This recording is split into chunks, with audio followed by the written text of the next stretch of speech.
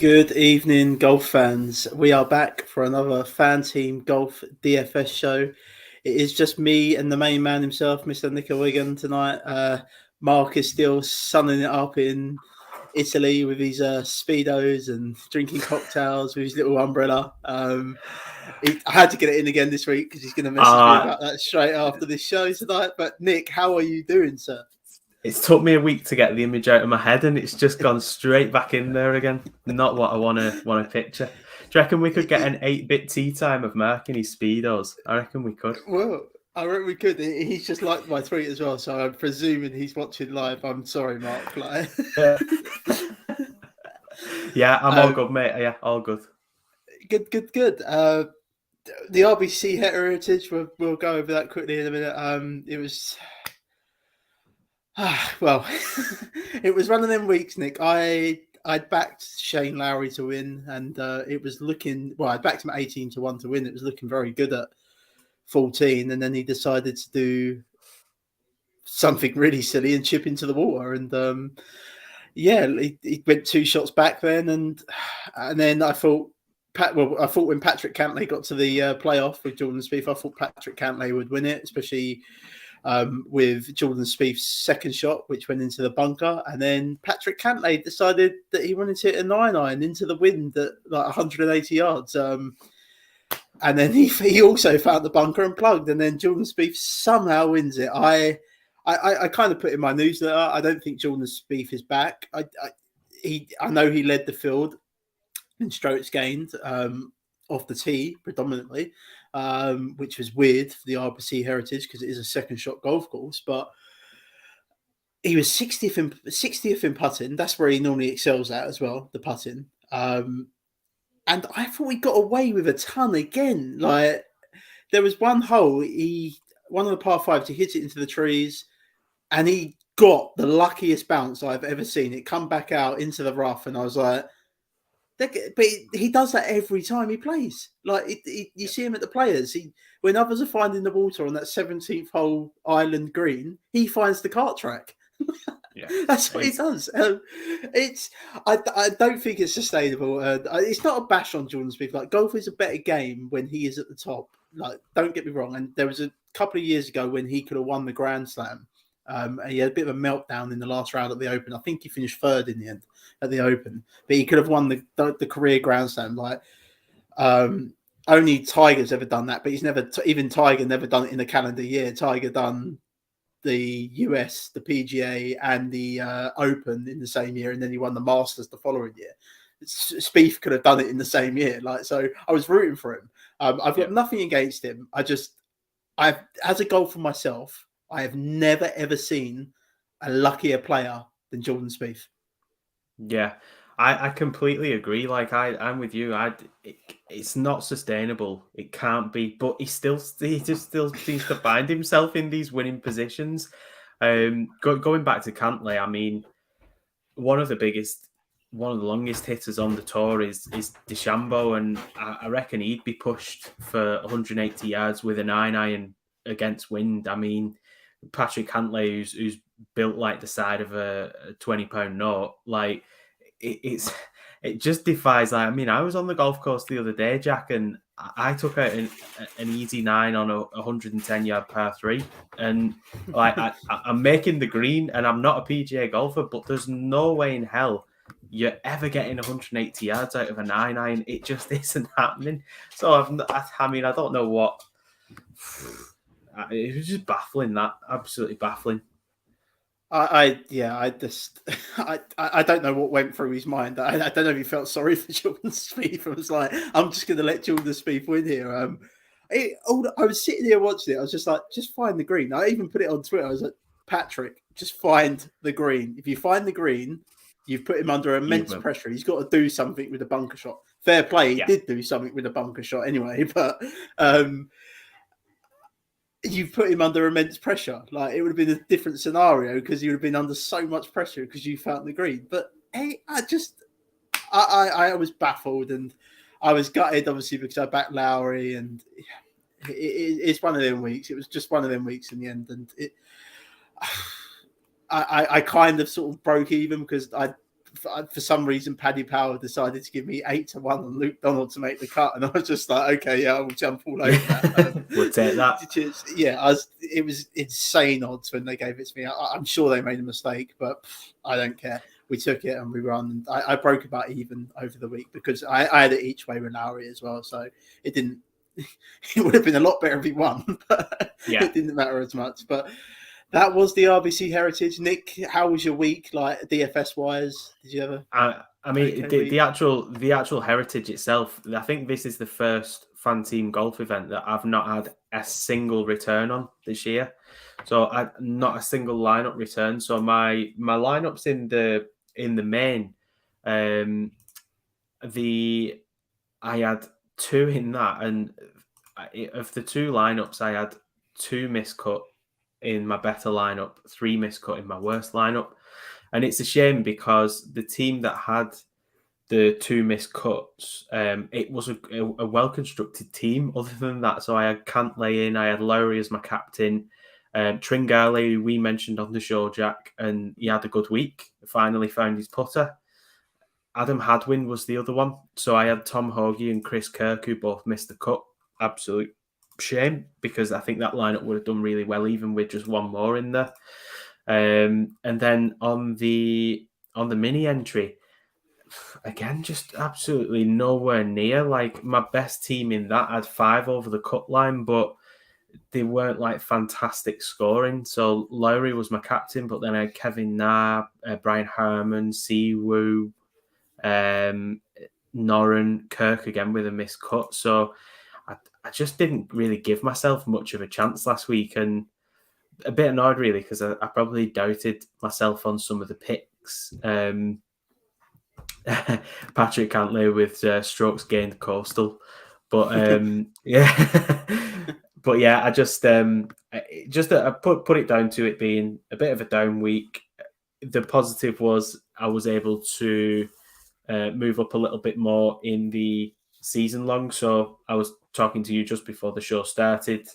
When the season long kicked off a couple of weeks in, I think my best performing team was in the 200s. My worst performing team was in the 800s.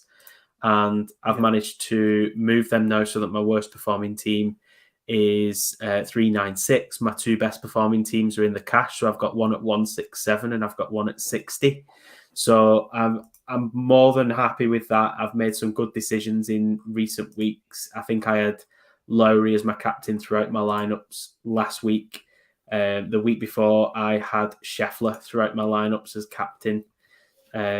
So I've done really well the last couple of weeks. I've just smashed on my captain and managed to get some good scores there and get quite a few over the cut line as well.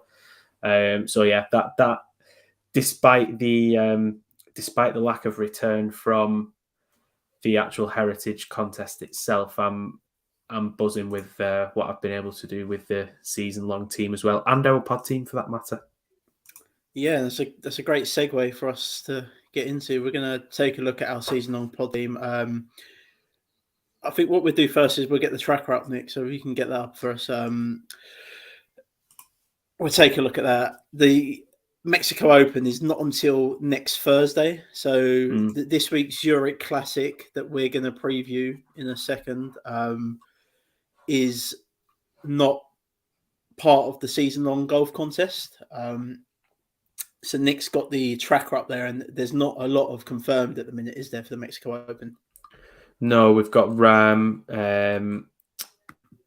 Abe Answer, though I suppose given his last couple of withdrawals, just be a little bit tentative on that. Tony Finau is actually confirmed for the Mexico and the Wells Fargo, and obviously we'll be playing the PGA as well. It's just Tony Finau. I just don't trust Tony Finau. Other than the Masters, he's just not really appeared anywhere on any of my models, to be fair. Kevin Na is confirmed. Justin Rose, Gary Woodland, Carlos Ortiz. There's not a massive amount of confirmed just yet, Jack.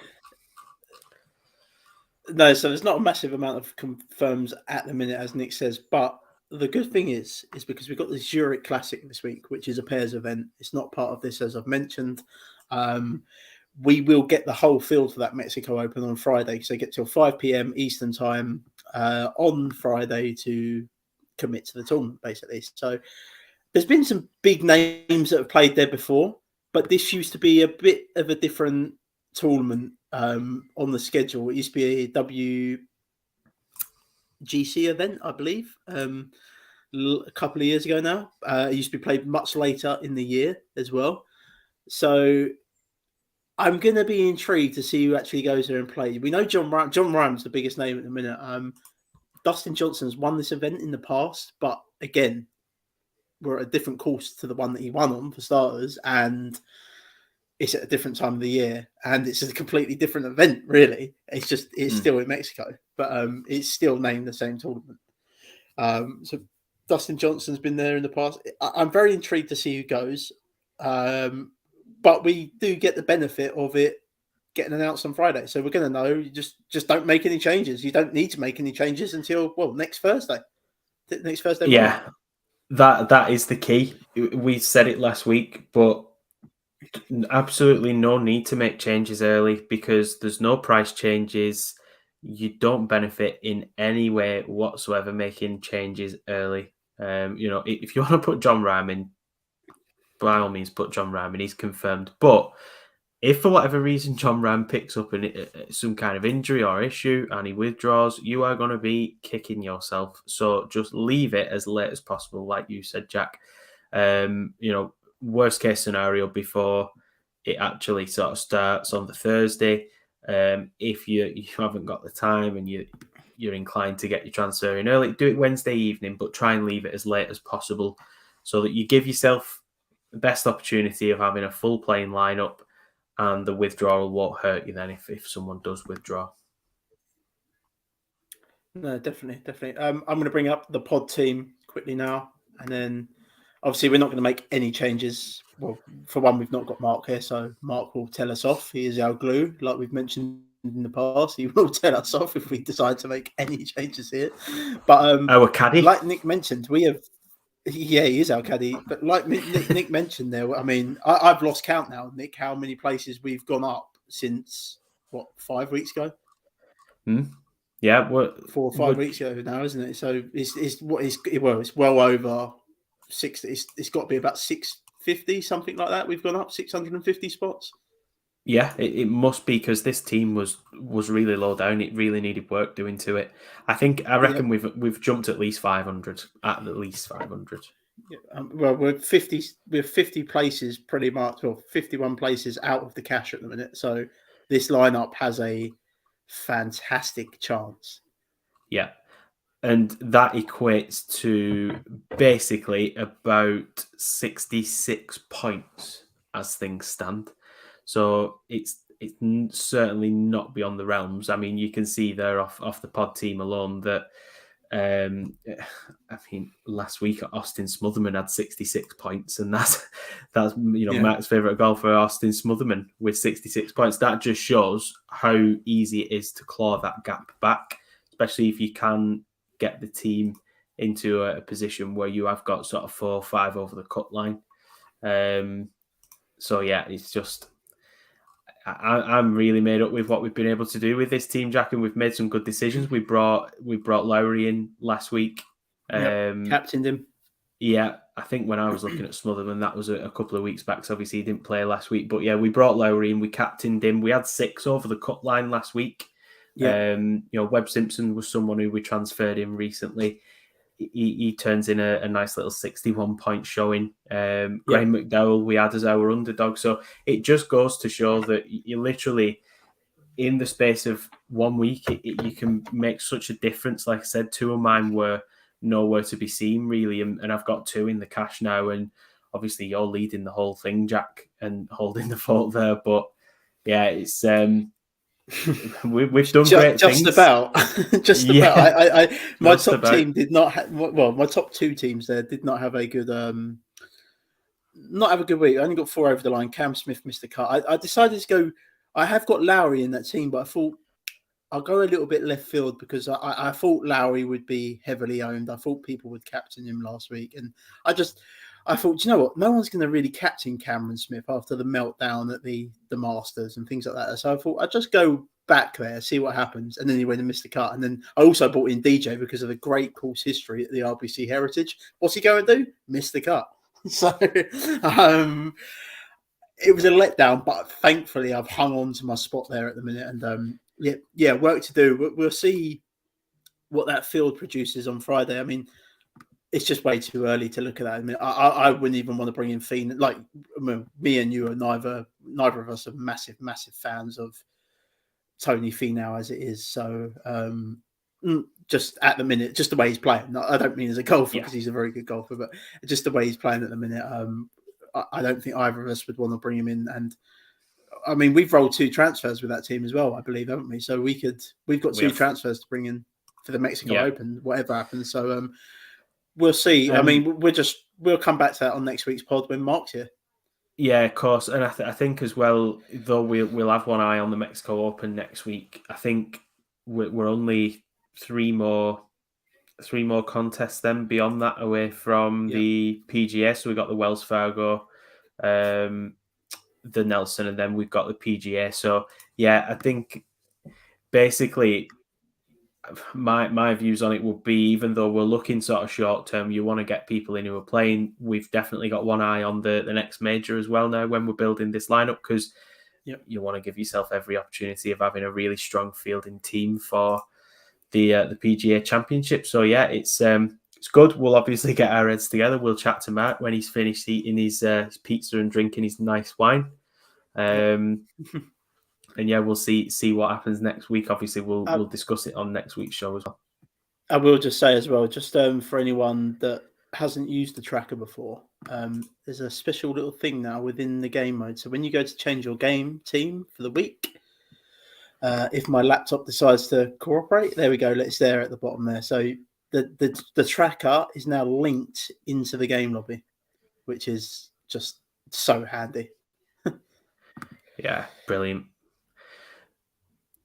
Let's leave that until Mark gets back, because I'm sure he's going to shout at me for even just doing what I just did then. So there is as well, Jack. I'll just mention it because I've just been having a little play about with it myself. But in fact, I'll just bring this up so that I can show people exactly what I mean for anyone that is watching. So newly introduced. This is our pod team last week. But newly introduced, we've got the little green graph icon at the top there. So if you click on that, that'll basically give you a rundown of who scored what in points last week. It's really good because it consolidates this all into one place. It was quite difficult, unless you were accessing each golfer individually, to see who's done what and what the ownership was like. But yeah, it's fantastic that we've got this at our disposal now. So make use of that. And that's across all sports as well. I know we're just covering golf, but you'll see that in all the sports. And it's really useful if you're playing some of the daily sports like baseball, like we play, and stuff like that as well. And that tracker is as up to date as it can be at the minute. Like, there is nothing else that can be more up to date than what that is. So I know, because I'm the one that does it. So it's up to date. It's a very time consuming thing, but it is. There's nothing else out there that is as up to date as you can get. Let's just talk about Fantasy National Golf. We're going to use some of the stats tonight. It's a bit weird with this pairs event, but we will use some. Just go over to fantasynational.com/FanTeam. You will get 20% off any of their packages there. Like me and Nick have said, we will both be using the stats for that on tonight's show. That's how we build our teams from week to week. And yeah, it's a great product. So head on over there, fantasynational.com/FanTeam, get 20% off any of their packages. Nick, let's move on to the Zurich Classic, and a unique event in its own right. And FanTeam have created something for us this week to play. I will get that up shortly. We are just going to do a quick rundown of the tournament and the course itself. So the course is TPC Louisiana. It's a par 72. It's 7,425 yards long. The greens here are Bermuda. This is a Pete Dye designed golf course yet again, but I think he's had a day off with this one, Nick. Yeah, yeah. It just seems to pop up every week. Pete Dye, so many Pete Dye courses, but yeah, it's I don't think this is like it doesn't seem like a super challenging one from the course overview. No. I mean, it's most definitely not. Like I say, I think he's had a day off. The hardest hole is probably the 18th hole. To be honest, it's a par 5. It's about 585 yards long. It's the reason why it's so hard is there's water in play all the way down on the right of this hole. If you watched it last year, you would have seen Louis Oosthuizen find the water here in the playoff, which basically killed his and Charles Schwartzel's chance of winning. It never used to be a pairs event. It used to be a singles event all the way up to 2017, and then they made it a pairs event. I actually quite enjoy it. You do get the top 33 and ties that make the cut. So there is a cut after, again, you can have your little Friday cut sweat. So we get that. The top 33 and ties will go through. And I found something else quite unique about it the other day. I was doing a bit of research for it, and it's basically, so if you commit to the tournament beforehand, you can pick your partner. If you don't commit to it, so if you do that sort of late commitment on the Friday, it goes on rankings. What has Ryan Palmer been doing to all these world number ones? Because he's got another one again this week, Nick. Yeah, he has. He just keeps landing on Ryan Palmer, doesn't he? In this field, obviously, he won it back in 2019 with John Ram, but yeah, he's had some good partners. He's definitely landed on over the years. But I think there's like, when you look back, and again, this is something I suppose you can factor in on this event, is because it is unique. Some of the pairings have played together in the past, and that can sometimes feed into how well a pairing does, because some pairings just they click, they play together well. Some that aren't used to playing together, it does definitely have a bearing, and especially because of the way that the days are played here. So there's differences with the Thursday and Saturday versus the Friday and Sunday. I'll let you explain that, Jack, as part of your course rundown. But again, people that have played together and potentially won this in the past, like Cameron Smith and Mark Leishman did last year, who are partnered together again this year. That familiarity of playing together, and how the scoring works can definitely play into some pairings advantage, shall we say. Definitely. So Nick's just mentioned they're playing a couple of different formats over the 4 days here. So they play 2 different formats. So on the Thursday and Saturday, they will play a format called best ball, sometimes known as 4-ball. Best ball is when a team with players hit basically their own golf ball throughout the round. So after each hole, the player with the lowest score on that team will serve as the actual team score on the team scorecard. And then on Friday and Sunday, we get alternate shot, which is sometimes known as foursomes. Alternate shot is when a team of players use only 1 ball per team and take alternate shots on it, basically.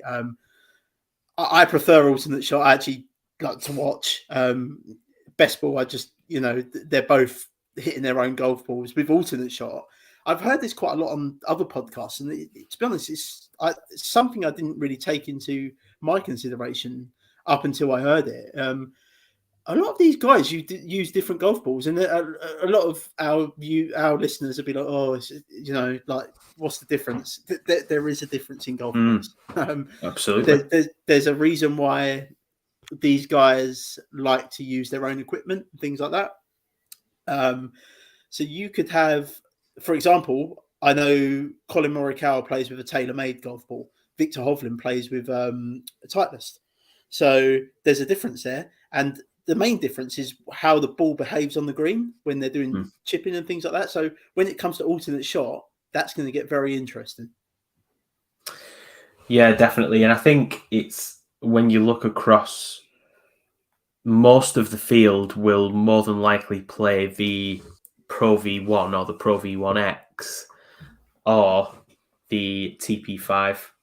So, I mean, like you said, Jack, it's interesting because there is a difference. All golf balls look the same from a distance, but actually up close, when you look at golf balls, for any golf geeks or nerds out there like we are, but the golf balls are different, and even down to things like alignment and stuff like that.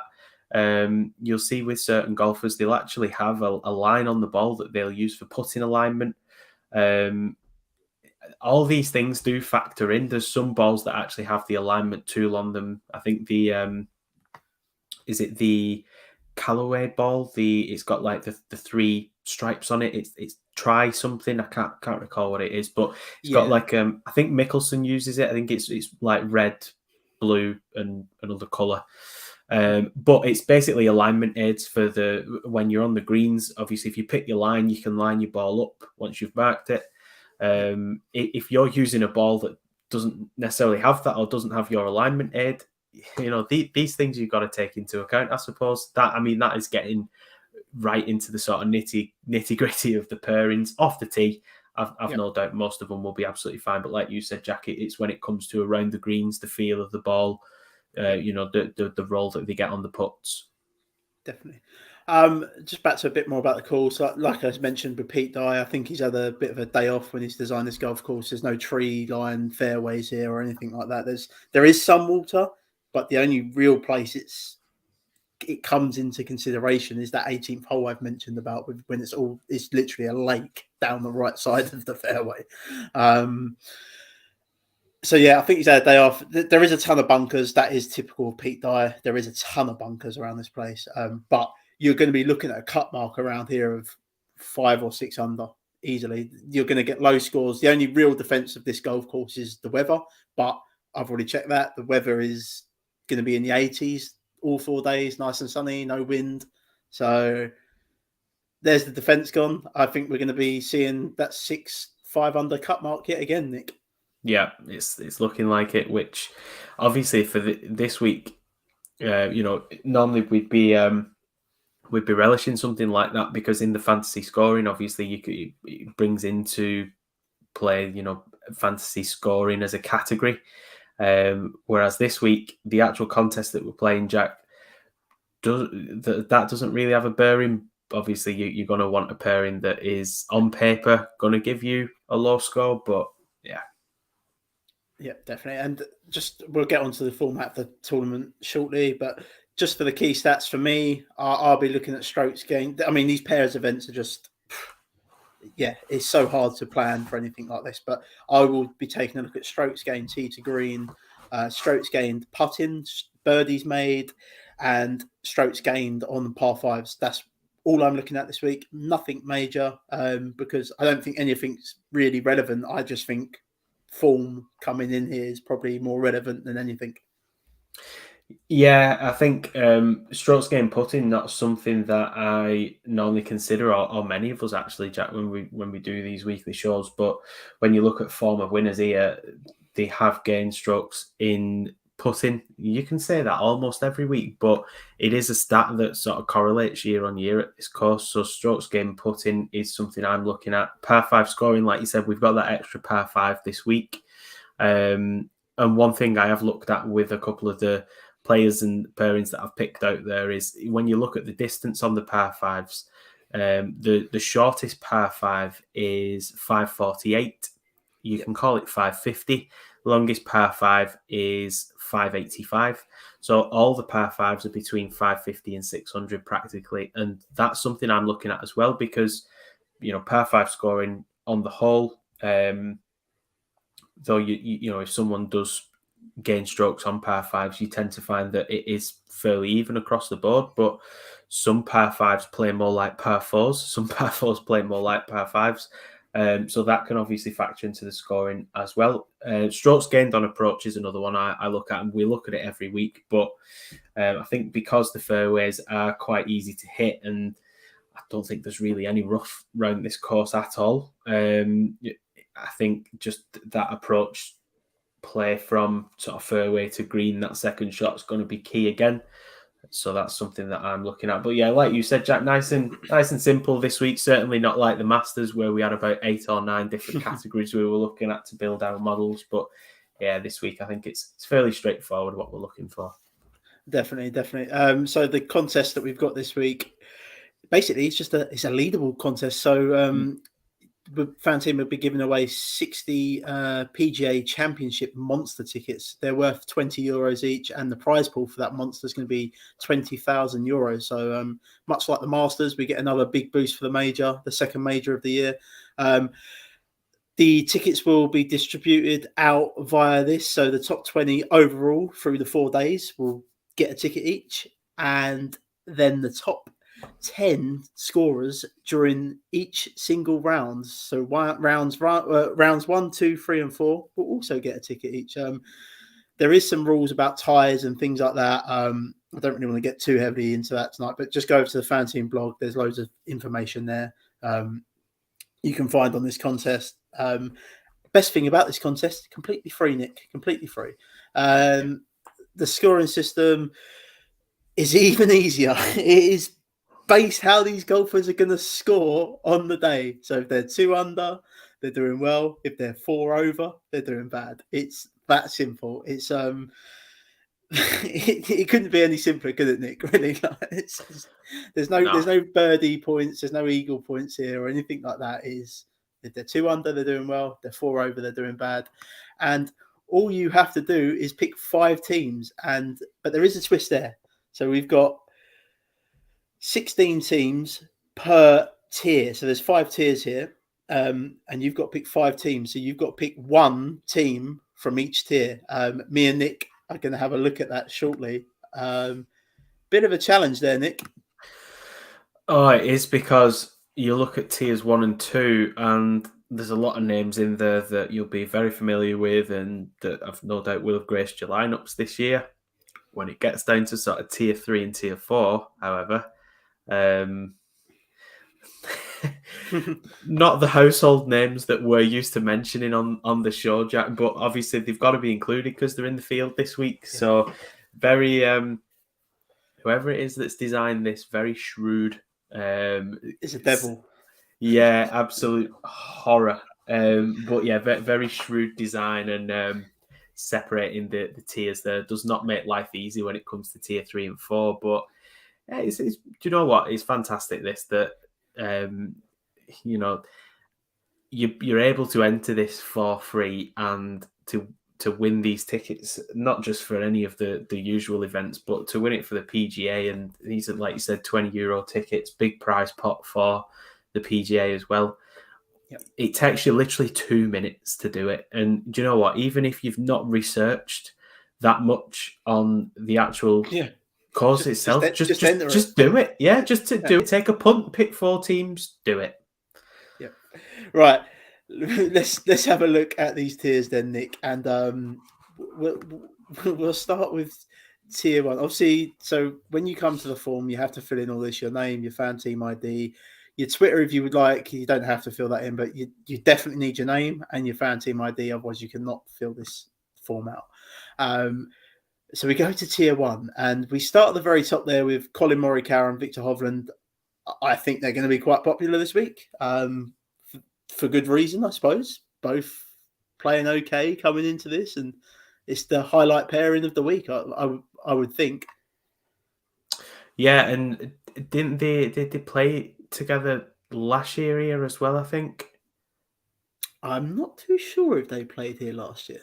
I I can't know remember that that. I think it was Morikawa did a post. I think I saw on Instagram possibly or on Twitter, saying that because I don't Victor Hovland doesn't have Twitter. I don't think so. He was basically just saying, can anyone recommend any good songs for him and Twitterless Victor Hovland to sort of G themselves up for the event this year? And I think he was saying on there that he's really honoured to be playing with him again. So I don't know if they played together last year at this or whether they've played together, obviously, in the past. But yeah, I think just off maybe name alone, I think that will be probably the most popular of the pairings. I think Scotty Scheffler will be a popular pairing as well, given the form that he's in, and given that he's partnered with Ryan Palmer, who just always seems to pull the world number ones in this event. Yeah.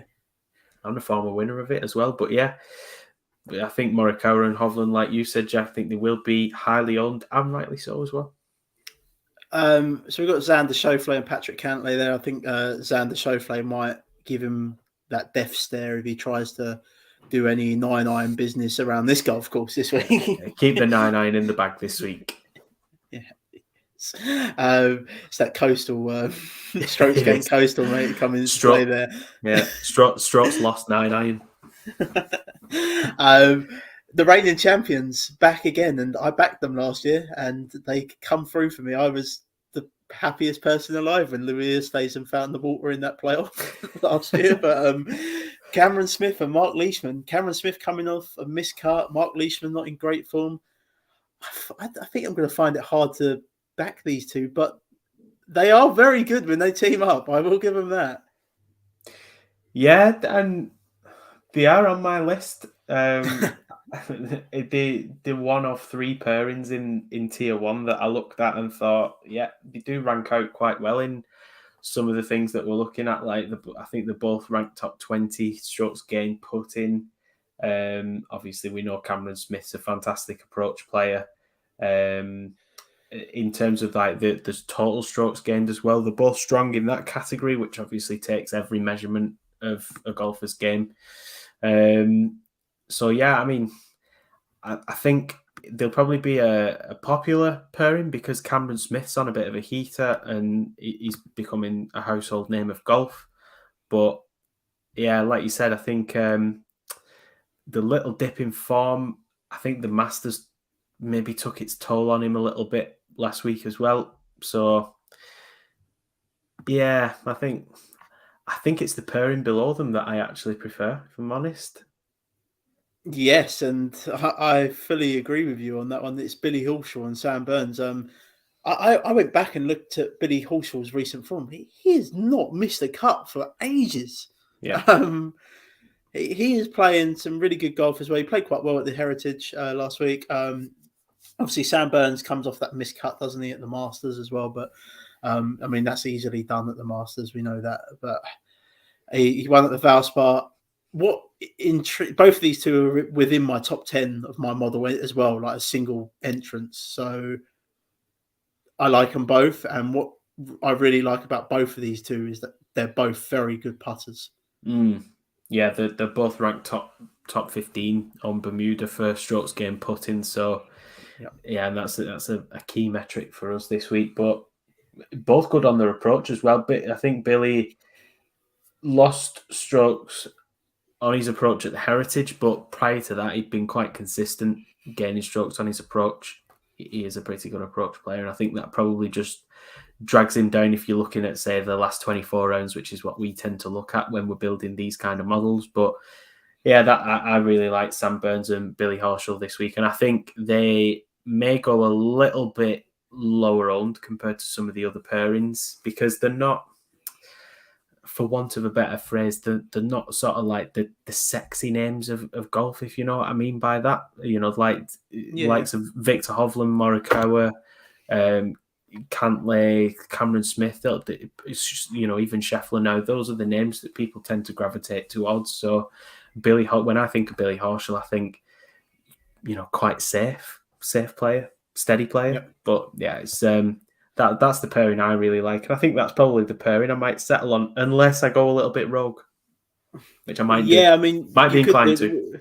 to. We'll mention another big pairing here, and then we'll just reel off like a few of the others in this tier. So we've got Scotty Scheffler and Ryan Palmer there. I mean, Scheffler, the world number one, and yeah, Ryan Palmer just must be slipping these guys something in their drink. I just don't know what he's. I mean, he's teamed up with John Rahm here, like you've mentioned, Jordan Spieth, and now Scotty Scheffler, and they were all world number one when he teamed up with them. So I believe, or they have been something like that along the roads. But what is he doing? And I mean, he's won here before. Can Scotty Scheffler win again? I'm not going to put it past him because I genuinely didn't think he would win the Masters.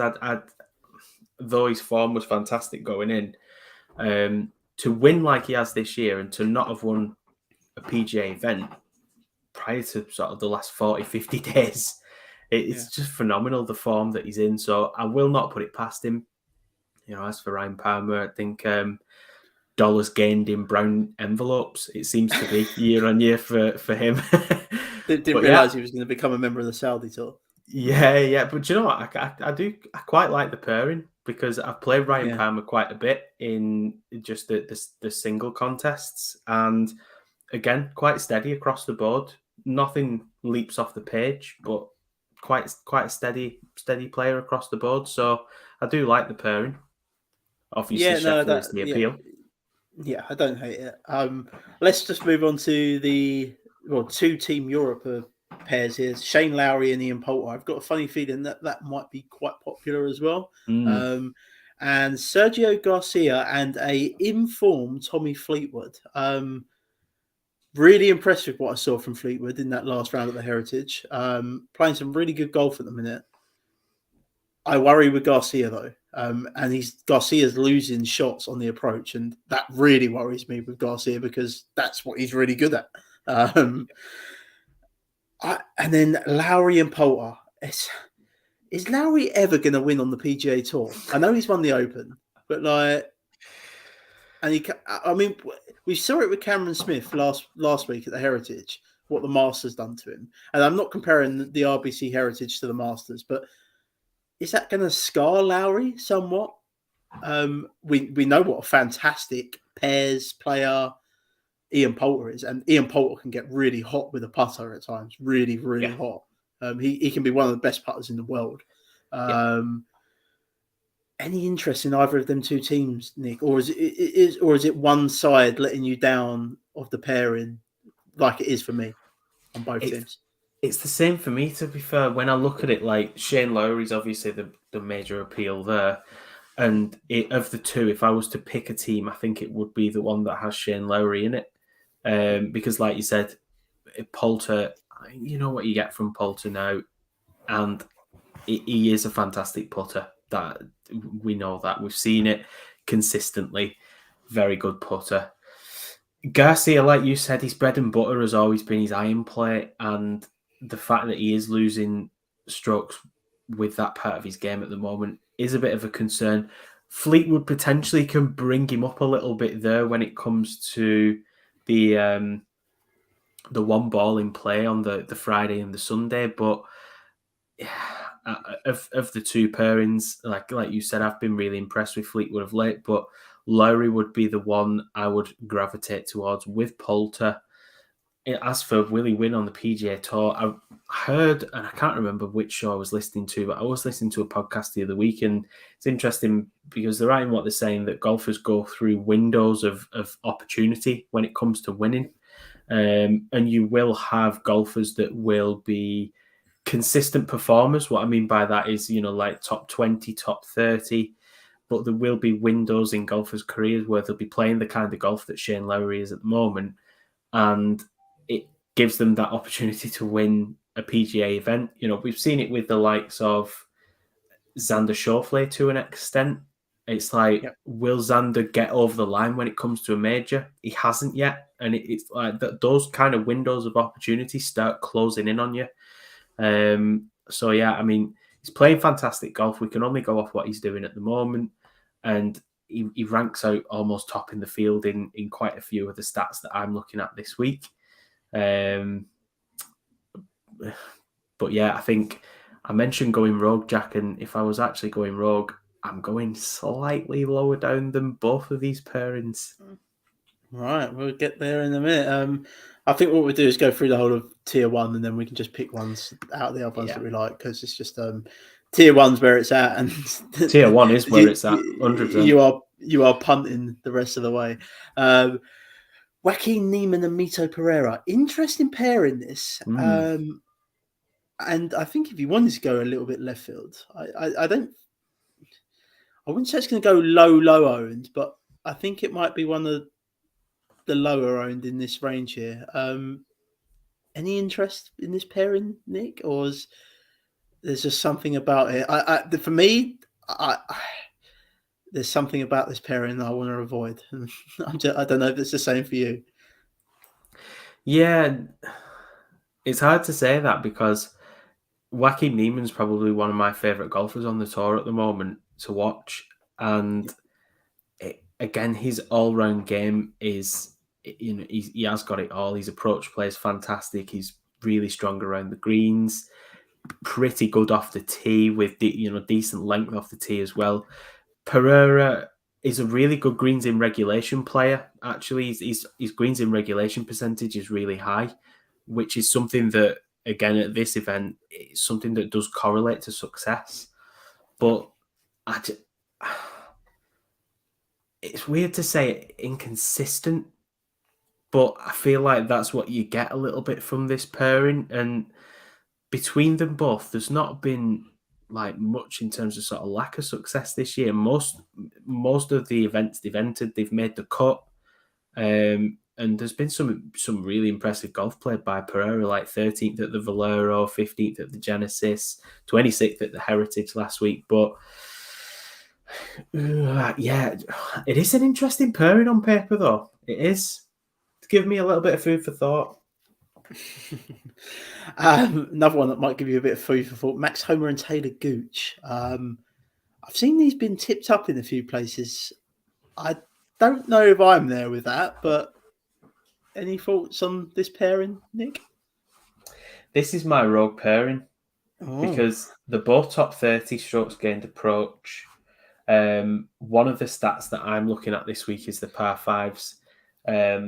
Homer ranks first in par five scoring, but he's also, and that's strokes gained par fives. His actual par five scoring on holes that are 550 to 600 yards, he's also first on. So that's what had caught my eye about this pairing. And I think we actually see that as well. Like, it passes the eye test. Max Homer is very good on par fives, which it's a pathway to scoring this week because we do get 4 par fives, and the birdie yielding from those par fives, it's all high percentages as well. I think the 7th hole it's like 46% birdies it gives up, which is that's a really high number. So this is what I really like about this pairing is I think this will be certainly lower on compared to these top pairings. Yep, it's my rogue pairing. That. Well, do you want to know my rogue pairing? Go on. It's the next one down. Bubba Watson and Harold Varner. These two are really good friends. These two are really, really good friends. If you go back and watch when Varner won on the Saudi tour, I think Bubba actually come second there, didn't he? Bubba was the first one to run onto the green and fist pump him, congratulate him, etc. Yes. So these two are very, very, very good friends. Bubba, we know what he can do off the tee. He's long. I don't think there's much danger around this course either. Both have got. No. Bubba's not played here since 2013, but Harold Varner come tied 8th last year. I can't remember who his partner was last year, but he come tied 8th. Both have never missed a cut here, so they've both played this course quite well. There's just not much danger on this golf course. And I've been impressed with what I've seen from Varner. He was unlucky last week. And I say that on the RBC Heritage last week, he he was in with a shout, but he just couldn't make a birdie on the back nine. He parred every hole on the back nine at the RBC Heritage last week. So it was a bit unfortunate there, really. He was obviously the overnight leader going into the final round Sunday, but didn't get it done. But this would be my rogue pairing. I like what they both offer each other here, with Bubba off the tee, and I think Varner dialed in with his irons and his short game. Bubba's a very good short game player as well, actually, to be fair. But I like the pairing.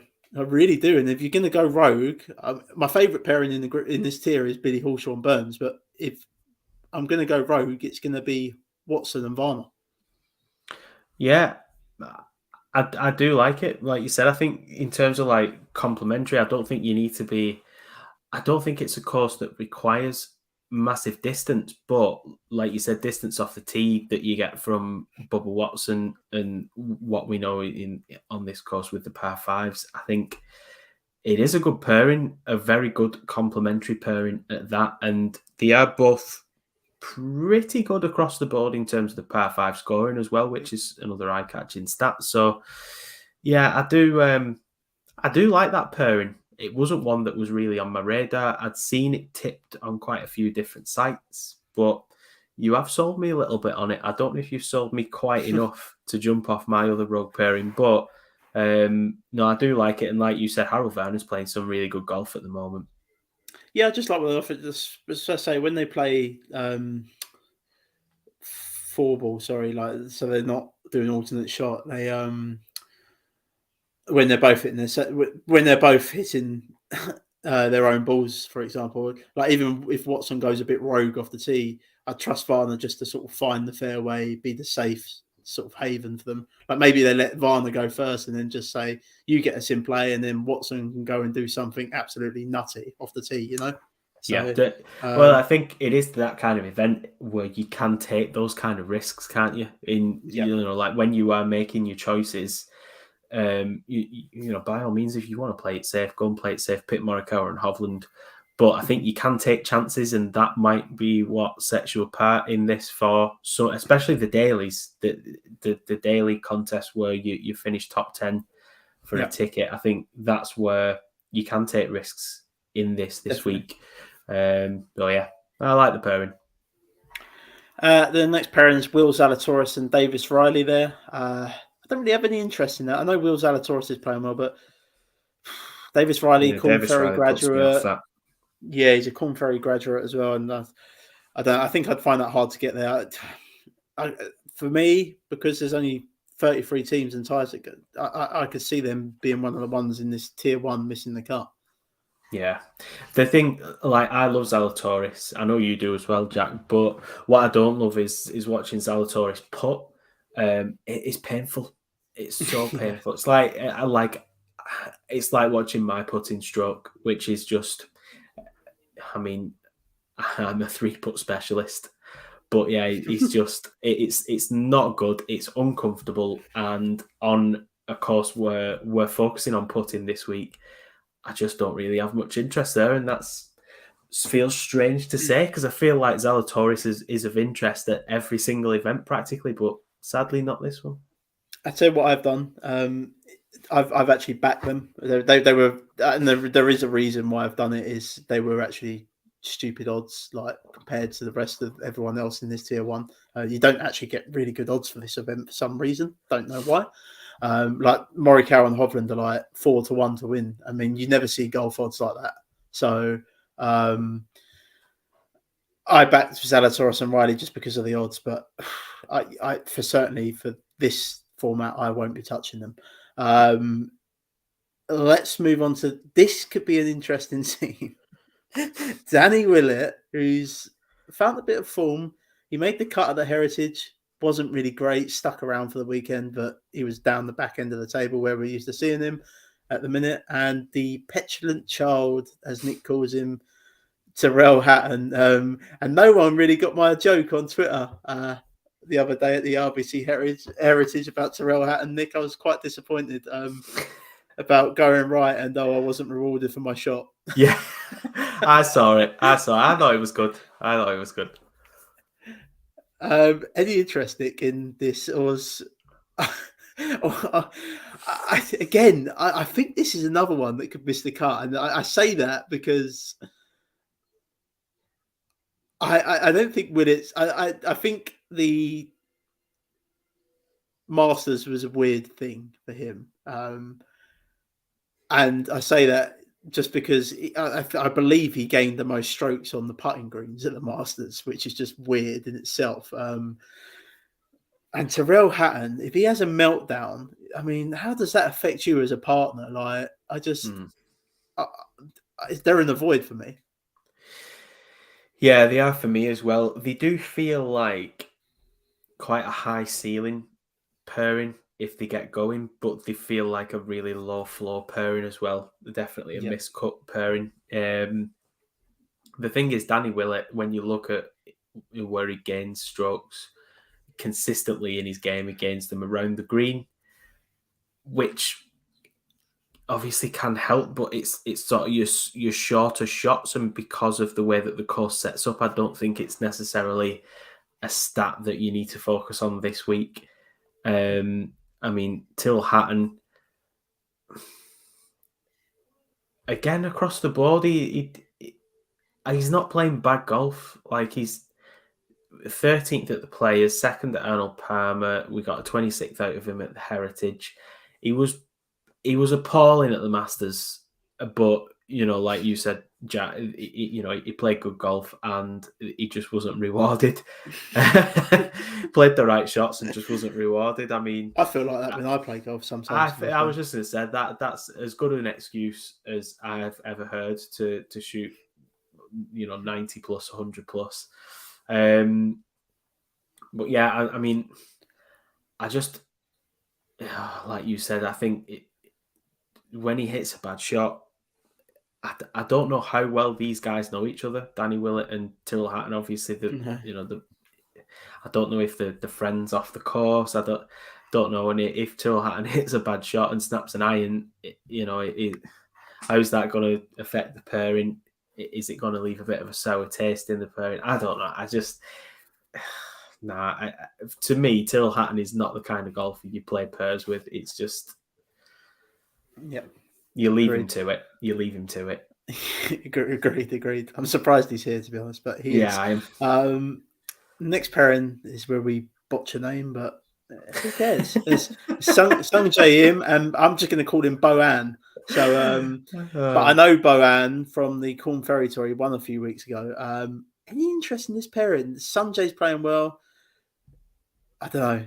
There seems to be a group of three of them here that are primed for a miscut, and I don't know if I can see it. I may be barking up the wrong tree. Sung Jae's obviously an elite player at the minute, playing very well. Just Boan coming off the Corn Ferry Tour. I know he's won, but hard for me to get there for this team. Yeah, the same for me. I mean, he played quite a few. Well, he's played quite a few PGA events now, but yeah, he just there's a lot of miscuts on his record. Sung Jae, like you said, playing really good golf, 8th at the Masters. It's too up and down though for me, Sung Jae.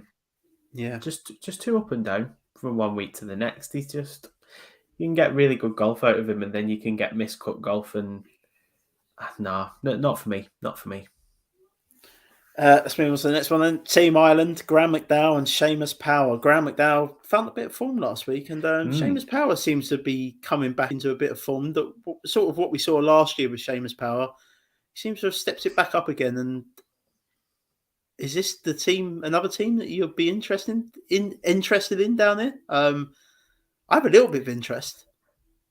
Yeah, I think it could spring a surprise because you don't need to be a long hitter on this course. So I think that plays into Graham McDowell's hands, and he is a good approach player.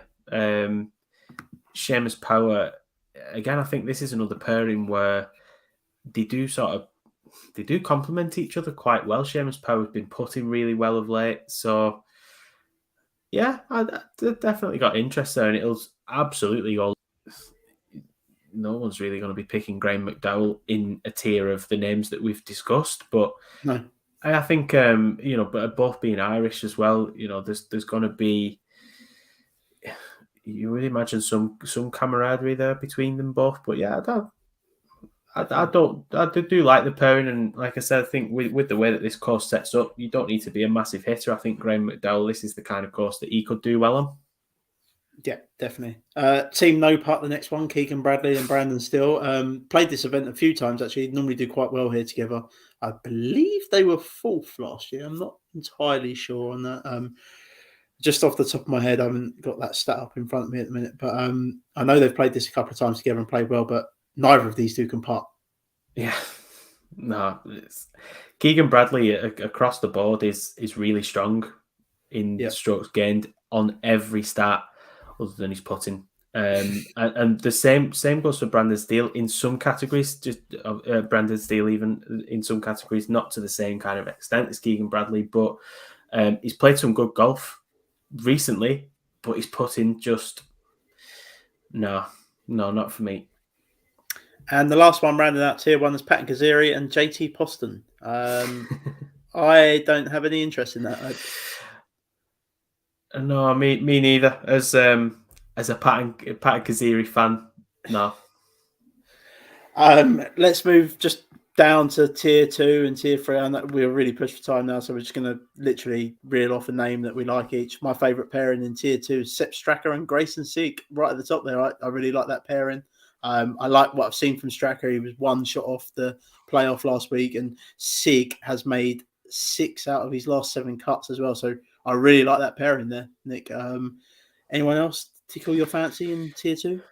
Yeah, Adam Hadwin and Adam Svensson in this tier for me.